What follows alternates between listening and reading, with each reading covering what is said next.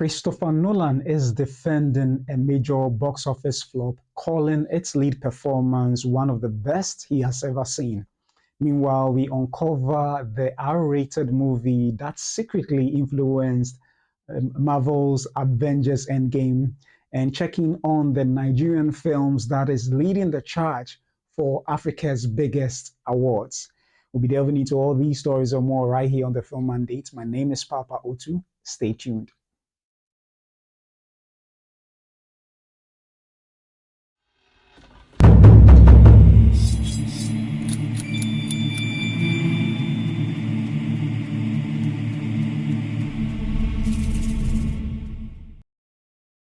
Welcome back to the Film Mandate, where I bring to you movie news, reviews, and reactions, both from the African front and the international scene. And thanks for joining me for this exciting episode. And so we delve into the very first story, but before then, we've had some unfortunate news once again. Just this past Saturday, we had the passing of Diane Keaton, who starred in films like first. The main film that I know that she starred in was The Godfather, and unfortunately, we've also received the unfortunate passing of Drew Struzan, and definitely most people wouldn't know him. I didn't even know him till I saw this unfortunate event. This news, and I discovered that some of the wonderful posters that I liked so much, he happened to be the one who designed it, from the Indiana Jones posters to the Star Wars posters, and so many more. And not just that, but he personally he draws them himself, and that is how exciting it is when you see some of his works. He's such a phenomenal artist who has given us, such amazing, hand-drawn posters that looks as if it was computer generated. And, there in your shot, you see what he was working on, one of the Star Wars, posters that he worked on, trying to capture Liam Neeson's character so beautifully. And unfortunately, he has passed on. He also worked on the Indiana Jones, posters, and he's such an amazing actor. And he died at the age of 78, and it's so sad when we, those who helped, make the movie industry as it is. They are all leaving, and it's unfortunate. Such is the way of life. We would have wished that these scenarios of this nature wouldn't happen to us, but well, we still exist within the space of time, and unfortunately, that is the case. And his manager came on to Instagram, posted this of him on his Instagram page, and did say this, that it is with a heavy heart that I must tell you that Drew Struzan has moved on from this world as of yesterday, October 13th. I feel it is important that you all know how many times he expressed to me the joy he felt knowing how much you appreciated his art. And that is Greg, his IG manager. And it's unfortunate that we've lost such a wonderful soul, having brought us such amazing posters that, we so much loved. And it's unfortunate that we've lost him. And all we can say is condolences to his wife and family, and all those on all loved ones of his, and he indeed will be sorely missed. Yeah, so it's quite unfortunate. I'm sorry to have brought this news, but since he exists within the main film space, I felt it necessary to bring this story to you. So moving on, we go into our very first story, and we are talking about in today's stories. Actually, we have three stories we are covering. We have Christopher Nolan defending, a major Hollywood, blockbuster. Flop, and it is The Smashing Machine, and regardless of the opening box office returns, he has stated that it is indeed a very good movie and a major, and Dwayne Johnson turning in one of the best, performances of a lifetime. And that happens to be our very first story for today's episode of the Film Mandate. And this he did say to Benny Safdie himself on the Directors Guild of America's podcast. And for those who may be aware, he also happens to be the president of the Directors Guild of America. So quite recently, they had the pod, they had a talk with Benny Safdie on the podcast, and this is what he had to say. He brought up this issue, and this is what he had to say. Let me just bring up what was captured in the Hollywood Reporter. And in the Hollywood Reporter, this is what he says. Christopher Nolan predicts Dwayne Johnson's The Smashing Machine will be better understood over time after box office flop. The Oscar-winning director also shared his thoughts on Dwayne "The Rock" Johnson's acting chops. I don't think you will see a better performance this year or most other years, and that is, a high praise coming from a director who has been in the cast of directing such major hits and films like the Oppenheimer and the Dark Knight trilogy and all that. So here it says that Christopher Nolan is weighing in on Dwayne "The Rock" Johnson's latest film, The Smashing Machine, which is underperforming at the box office, and the Dark Knight director is showing his support for Johnson. Nolan recently appeared on an episode of the podcast The Director's Cut with Smashing Machine director Benny Safdie, who was in Oppenheimer, which won Nolan his first Best Director Oscar. During the discussion, Nolan praised Johnson's performance as heartbreaking. I think it's an incredible performance. Nolan continued, I don't think you see a better performance this year or most other years. And it is indeed a high regard coming from Christopher Nolan concerning this particular film.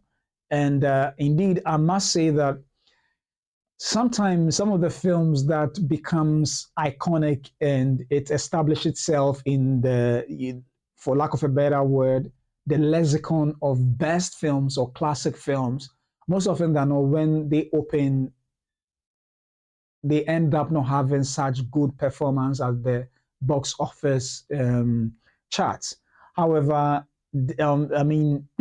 and that has been the case for a while. And it looks like even though Dwayne Johnson's The Smashing Machine has been highly praised, from major film festivals, particularly with the Venice Film Festival and at Cannes receiving such, I think about 17 or 16 minutes of standing ovation. Unfortunately, it looks like that is not the same. It's not receiving the same attention on the box office chart. As it stands now, till date, it has made only $10 million with a budget of $50 million, meaning that it is very likely that it may not be able to even break even, make profits, let alone break even. And it seems that this may be a loss for Dwayne Johnson and the studio. The sad part of it all is that Dwayne Johnson happens to be a box office draw and brings in, huge sums of money when it comes to opening weekends for his films. And unfortunately, this is his career's lowest when it comes to to the films that he's doing. Seeing that this is the very film that he's trying to pivot to go into certain acting chops that are not usually what he's been, what we will know for it being his typical roles that he goes to. So it's unfortunate that this particular film is not receiving the necessary attention it deserves. However, just as Christopher Nolan has gone on to say, yes, we may not like it now, but perhaps going forward in the future, we may end up realizing how classic of a film it is. And that has been with a couple of films in the past. So it is of no surprise that this, I mean, Christopher Nolan, who knows his craft and who has been in the business for over 2 decades, can glean from this and then pinpoint this particular, not so concerned about the fact that the the opening box office returns, which honestly is also important, but he also, has stated that this film is good. He actually told Benny Safdie that he's happy to know him.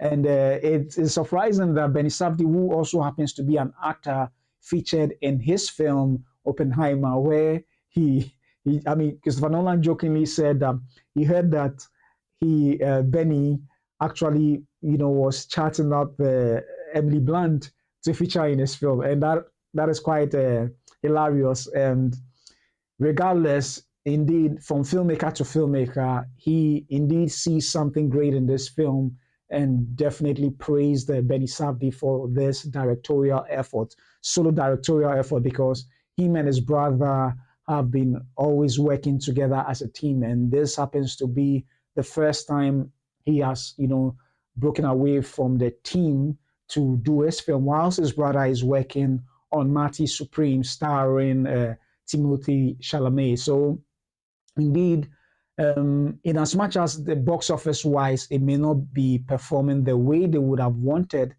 it still come with high praise due to the fact that all the festivals it has been in, it's been given quite a high regard as to how good of a film that is.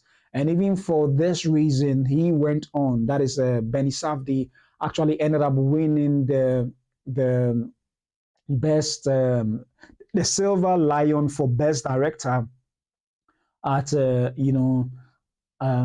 so winning the best the Silver Lion for Best Director, and that shows um how high of a regard this film is held, you know, particularly in this season, and it's actually being tapped to potentially be nominated for a Best Picture, or even Dwayne the Rock Johnson receiving a nomination for the Best Actor in the Best Actor, category. So it is quite tough. I mean, I can imagine how tough it may be on Johnson, but he came out to respond to the fact that, yes, he does not control the box office, so definitely he may not be able to, you know, steer the affairs as to how the box office should perform. But regardless, I think I do indeed agree with Christopher Nolan that box office may not necessarily be the determinant of how good of a film is,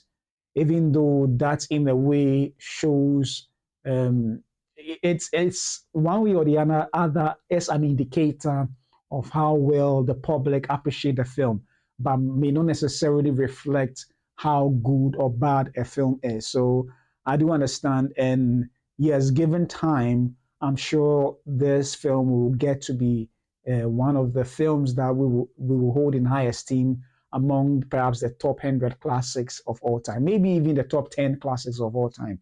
We will never know, or we can never tell. So I do agree with him that sometimes films will come up this way and yet may not be received.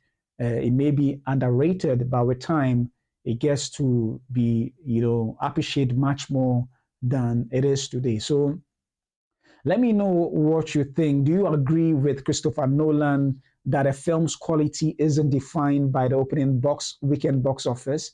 And having seen the Smashing Machine, what do you think about Dwayne Johnson's performance? Does he deserve the Oscars buzz for his performance?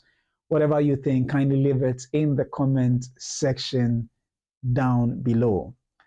So moving on from Dwayne Johnson's performance and the Smashing Machine and the regard Christopher Nolan is given to the Smashing Machine, and to another interesting story, which obviously Kevin Feige has admitted in time past, but I wanted to, bring this to the foreknowledge of my of my viewers with regards to how influential an R-rated movie was on the Avengers Endgame, a film that set a standard so high. It looks like Marvel, for the past number of films they've done, they've not been able to meet it even halfway, and that is quite sometimes worrying.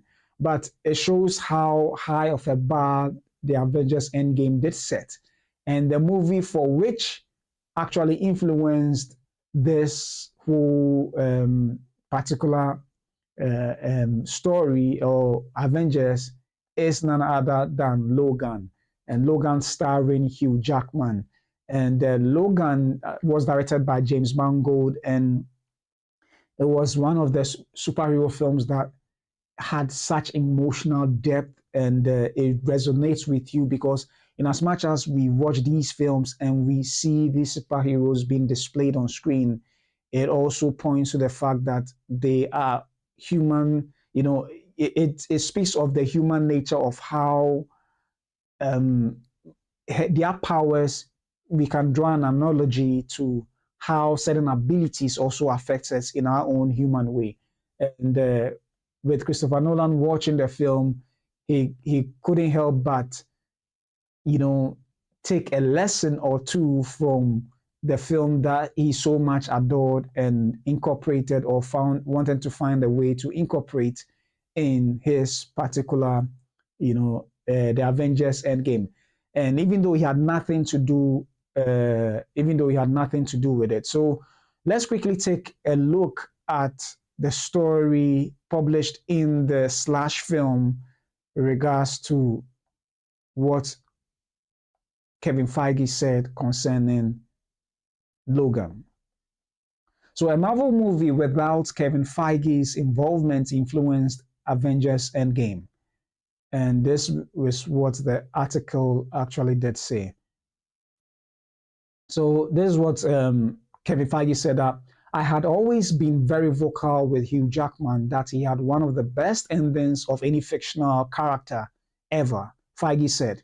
And I told him that it is so amazing that he was able to accomplish in Logan. That's what we were striving for with Robert Downey Jr. in Endgame, is to give this incredible, iconic fictional character an amazing ending. It's easy to see how Logan paved the way for Tony Stark's story in Endgame, as it was a movie that was all about taking a character from a long-running story and giving that tale a satisfying conclusion. Logan was not part of a trilogy with a clear beginning, middle, and end, but rather a standalone movie that was also the epilogue to the original X-Men trilogy and the previous two Wolverine movies. Logan treated its world with gravitas, sentimentality, and sincerity, even if it was quite bleak. That movie made the audience feel the weight of nearly 20 years of X-Men stories, which make Logan's death one of the best moments in superhero cinema. And indeed, I can understand why Kevin Feige would want to actually choose, or take inspiration from this, having, shepherded the Marvel Cinematic universe for over a decade. And I'm sure when he watched it, he saw how a befitting ending can be fashioned, after Logan, for characters like Robert Downey Jr.'s, and also in to a lesser degree for Captain America, Chris Evans, Captain America. So indeed, he did pick, quite some inspiration from this. And for all those who watched Avengers Endgame and how the Tony Stark met his end, it was quite inspiring. And to tell the truth, how his end came about actually gives us a better perspective, as to the character arc of Tony Stark from the beginning of the Marvel Cinematic Universe to how he finally ended. And I'm sure if even the MCU or Marvel decided not to even continue making films again, that entire saga would have been so wholesome that I think it would be so satisfying that you wouldn't hold Disney and Marvel any grudge for not wanting to continue. But it does make sense. When you watch the entire film, you realize that the through line truly is Tony Stark and how influential he has been in the entire, how many movies, prior to the Endgame. And it's quite interesting. And I think one of the things that um, superhero stories most often we were not able to relate to was the fact that these are, in as much as we aspire, we admire, we wish we could be like them, you know, in the real world, we don't have such ability. So sometimes relating to such characters becomes quite difficult. However, with producers like Kevin Feige and directors like James Mangold and other directors who have worked in this space, some of them have been able to ground those stories, which lift it from the pages of the comic books and make it so believable on the silver screen that we can literally relate to them and feel their pain. And it doesn't just become a place of escapism where you escape to forget about what is happening in your own life in the world, but one way or the other it also help you to reflect on your own flaws or on your own strengths and how you also have to balance it with your weaknesses and remember that with great power comes great responsibility, as you can find in the Spider-Man movie. But regardless, one of the things that we saw in Logan was the fact that even those with such superpower powers, haven't tried to use their abilities one way or the other to save mankind in that fictional world. It takes a toll on them, and in as much as the Logan was, the Logan story in itself was very gritty and very grounded in a way that even feels a little different. That feels even different from the previous Wolverine films and the X-Men films. It did, strike a chord so deeply because we've been with the character for almost 20 years. Similarly, with Tony Stark, we've been with the character for about 15 years or so towards his end. And, he simply looks like a character who can never be touched because the super he has the armor. Even though he's human, some of the technology he uses makes it feel like no, this man is clearly invincible. But yes, along the line we realize the humanity in him when they lost against the Thanos.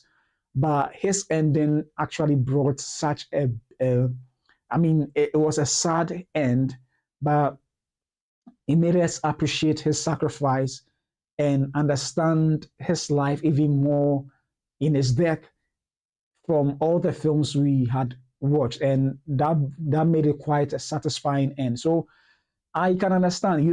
In generally, it is said that what good artists copy, but great artists steal. And I think Kevin Feige did a great job by stealing this idea. Obviously, it's still within the same Marvel space, but it was quite a befitting end that it gave, the whole, Tony Stark's character arc, and I can tell you is one of the most powerful moving ending that I can say I've ever seen in a movie. Very touching, very heartbreaking, and that shows to the prowess of you know Kevin Feige as a producer. However, things have not been the way they were hoping would be after setting such a high bar for the Marvel Cinematic Universe with the Endgame. So now they are finding it quite difficult to make it work. But I should think that maybe along the line they would find a better way to make it work, and then things might come back to the very point or to the very level that we all, film fans and diehard fans of the Marvel Cinematic Universe are hoping for. So let me know what you think with regards to Kevin Feige's statement on how Endgame ended and how he took such inspiration from movies like Logan, and was that the best approach to ending the Robert Downey Jr.'s character Tony Stark in the MCU movies? Well, for me, I thought that was the best way. And what other standalone or director-driven superhero movies like Logan would you like to see? Whatever your thoughts may be, kindly leave it in the comment section below. So moving on from what Kevin Feige was expertly did with the Avengers Endgame, having taken inspiration from Logan, we now move to Africa, where one of the biggest events in the movie calendar is going to be organized in Africa, and there are a couple of movies that are leading the charge for African films for Africa's biggest movie awards night, and this can be found in the in a story published in the, let me just bring it up. So yeah, pardon me. So this can be found in an article published in What Kept Me Up website, a Nigerian online website, and it talks about the AMAA 2025 nominations. Lisabi, Three Cold Dishes, Freedom Way lead the line for Nigeria, and it's quite a lengthy list, but I think that it will be quite an honor to mention all these films that are putting the African film industry in the limelight. And the event will be held in November, and they have come up with this list, and it looks like Nigerian films are leading the charge. So let's take a look at the list below. And the three films that are leading the charge is Lisabi, Three Cold Dishes, Freedom Way, and that is it. So there's a screen grab from one of the movies. So this is what the article says, that in a surprise event on October 11th in Lagos, the nominations for this year's Africa Movie Academy Awards were announced to an audience of some press members and several industry veterans. Notably, there are quite a number of nominations for African films still on the festival circuit, with Nigeria's My Father's Shadow absent from the proceedings, moderated by Segun Arize. Leading the nominations this year is Burkina Faso's Katanga, followed by South Africa's The Heart is a Muscle, Nigeria's Lisabi, The Uprising, and soon to be released Three Cold Dishes. The Nigerian titles leading the line include Lisabi, Three Cold Dishes, Red Circle, Freedom Way, Amanya Nabo, and The Masked King. The 21st AMAA ceremony will take place on November 9th. Now, let's take a look at all the films and the categories that will be featured in this year's African Movie Academy Awards. So we start from the very first category here, and it is the Efere Ozako Award for Best Short Film. And the films there are The Missing Piece, Kenya, Vandals, Mozambique, Echoes from the Past, Nigeria, UK, Abu Judi, Egypt, Chika Queen, Morocco, MIA, Burkina Faso, Stigma, Tunisia, Lise Wagzul, Senegal, and The Last Harvest, Cape Verde. We move on to the Jubril Malafia Ama 2025 award for Best Animation, and it reads that Dawn from Cameroon, My Brother, Egypt, France, Germany, the Travails of Ajadi, Nigeria. We have Inkizi's First Day, Uganda, Amara and the Spirit of Nyamagunda, Uganda, Monologue, Nigeria, UK. We move on to the Best Documentary, and we have The Journey East, DRC, Double Minority, Nigeria, The Empty Grave, Tanzania, UK, Khartoum from Sudan, UK, and Ancestral Visions of the Future from Lesotho, France, and Germany. We'll move on to the Osmani Sembeni Award for Best Film in an African Language. Katanga, Dance of the Scorpions, from Burkina Faso. Small Gods from Uganda, UK. Lucas, Namibia. Lobola Man, South Africa. Lisabi, The Uprising. And The Heart is a Muscle, South Africa. We move on to the Michael Anyam Osigwe Award for Best Film by an African Living Abroad. We have Le Mohang Jeremiah, Ancestral Visions of the Future from Lesotho, France, and Germany. Katanga, The Dance of the Scorpions from Dani Kuyate in Burkina Faso. We have Khartoum from Ibrahim Snoopy from Sudan. Best Diaspora Short, we have Kates from USA, Superman Doesn't Steal from USA, and also Harvest, also from USA. So it looks like all the best diaspora shorts is from the USA alone.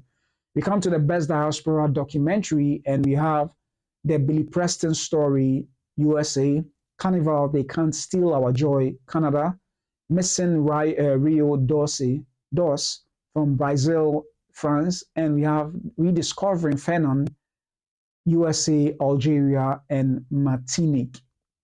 Also, from the best director diaspora narrative feature category, we have Sisters Made, Brazil, Romeo and Juliet Forever, Jamaica, The Model, The Mannequin and Me from USA. Also, we have the Achievement in Production Design, Katanga Dance of the Scorpions, The Heart is a Muscle, Three Cold Dishes, Last Stop, Red Circle. Achievements in costume design, we have Katanga Dance of the Scorpions, The Lost Days, The Masked King, The Serpent's Gift, Hunting Jessica Brock. Achievements in makeup, we have Spelunk, Lisabi, The Uprising, Amanya Nabo, The Masked King, The Heart is a Muscle. Achievements in soundtrack, we have Recall, Freedom Way, Old Righteous Blues, Kites, Le Point, The Bridge. And also we have achievements in visual effects For Land, For Love, For Power, Lisabi, Spelunk, Hunting Jessica Brock, and Emmanuel Nabo, The Eagle King. Achievements in sound, we have Algiers, Old Righteous Blues, Le Point, The Bridge, Hunting Jessica Brock, and Katanga, Dance of the Scorpions. Moving on to the achievements in cinematography, we have Three Cold Dishes, Old Righteous Blues, Spelunk, Small Gods, For Land, For Love, For Power, and also The Heart is a Muscle and Katanga, Dance of the Scorpions. Achievements in editing, we have For Love, For Land, For Power, Spelunk, The Heart is a Muscle, Three Cold Dishes, and Algiers. Achievements in screenplay, we have Old Righteous Blues, Le Point, The Bridge, For Love, For Land, For Power, Small Gods, Red Circle, and Katanga, Dance of the Scorpions. We move on to the National Film and Video Censors Board Award for Best Nigerian Film. Here we have Lisabi, The Uprising, Recall, Freedom Way, The Serpent's Gift, Amanya Nabo, Three Cold Dishes, Red Circle, and The Masked King. We move on to Best Young Promising Actor, Alejandro Cooper Lucas, Turinayo Jatham, Small Gods, Tiwalola Adebola Walter, Freedom Way, Kosi Ogboreche, Kilboro, and Ruby Okubueze, Three Cold Dishes. We move on to the Best Actor in a Supporting Role, Kojo Boache, Two of a Kind, Femi Jacobs, Freedom Way, Clemento Ashite, Last Stop, and Abdullah Saidu Kamara of Code of Honor. Best Actress in a Supporting Role, we have Zora Chitiowi, Les Points the Bridge, Tina Mba, The Serpent's Gift, Fadela Brown, The Old Righteous Blues, and Bookie Wright from Red Circles. We also have Best Actor in a Leading Role. We have Keenan Harrison, The Heart is a Muscle, Kalkidan Tessima for Love, for Land, for Power. We have Ajite Annan for Last Stop, and Lateef Adedimeji of from the film Lisabi, The Uprising. Also Aiden Croy, Old Righteous Blues, Bizimana Hussein, Small Gods, Mahamadi Nana Katanga, Dance of the Scorpions, and Nabil Asli, Algiers. We move on to the Best Actress in a Leading Role, Linda Ejiofor Suleiman, The Serpent's Gift, Annalisa Munyana, Mukoma, The Battle of the Couple, Shafi Bello, The Masked King, Danica De La Rey Jones, Hunting Jessica Brock, Chigereda Bekele for Land for Love, for Love for Land for Power. And also we have Florence Marie Serena from Small Gods, Miriam Mejkane from Algiers, and Osas Igodaro Fat Toure and Maud Grierad, Three Cold Dishes. We move on to the Best Debut Feature Film by a Director. We have The Lost Days, Begonia Ikpi, Small Gods, Asher Rosin, Algiers, Shakib Taleb Bendiab, Kilboro Obayuwana Courage, The Heart is a Muscle, Imram Hamdule, and the Freedom Way, Afolabi Olalikan. Move on to the Best Director. We have Miyi Akin Molayan from Lisabi, The Uprising, Nigeria. Imram Hamdule, The Heart is a Muscle, South Africa. Asef Oluseyi, Three Cold Dishes, Nigeria. Asher Rosen, Small Gods, Uganda. Theodros Teshome for Love for Land and for Power, Ethiopia. We have Dani Kuyate for Katanga, Dance of the Scorpions, Burkina Faso. And we have Kwabena Jansa. Kwabena Jansa, I think they had their name spelled wrongly. I mean, he's from Ghana, so that's why I'm able to notice the spelling of the name. So Kwabena Jansa is supposed to be GH of Last Stop Ghana. And we have Shakib Taleb Bendiab of Algiers, Algeria. Also, the last category is the best film, which starts with best Algiers, Algeria, Three Cold Dishes, Nigeria, The Heart is a Muscle, South Africa, Small Gods, Uganda, For Love for Land, For Power, Ethiopia, Katanga, Dance of the Scorpions, Burkina Faso, Last Stop, Ghana, and Lisabi, The Uprising. So it looks like in the Best Film, Best Director category, it looks like all the films that were represented in the Best Director category is the same, actually represented in the Best Film. So this is actually the 27 films, 27 films that is going to feature in the 22nd AMAA, that is the African Movie Academy Awards ceremony, which is going to take place in Nigeria come November 9th, 2025. And I think it's quite an exciting list. And I'm happy about this because this particular event has sort of always held the spotlight for African films. You know, that is one of the, if not the biggest, one of the biggest, awards nights in the movie calendar for Africa. So it is more or less like our own sort of Oscars, and it is quite huge. And I'm excited that year after year they keep organizing it, because this also happens to be the time when most films that participate in these events are films that also seems to receive much needed attention in the prestigious film festival from the world over. And films like Three Cold Dishes, Lisabi, and Freedom Way are films that are, widely known. But indeed, it's quite surprising that the film My Father's Shadow is not represented, because this film actually has been prominent on the world stage, and currently is still going on a film festival circuit tour all around the world. So, well, it could be that perhaps the director didn't present it, and that could be the reason. So, it is all good. But come November 9th, 2025, these events will be taking place, and whatever I get to see or hear, I'll definitely bring it back here and report it for all of you. And all too soon, I come to the end of this episode of the Film Mandate. And thanks so much for joining me. I trust that whatever your take may be, you appreciated. I mean, you like this episode. Whatever your thoughts may be, kindly leave it in the comment section, and it will be very much appreciated.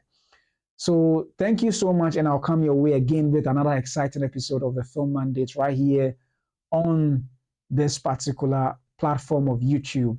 My name is Papa Otu, and I'll see you soon.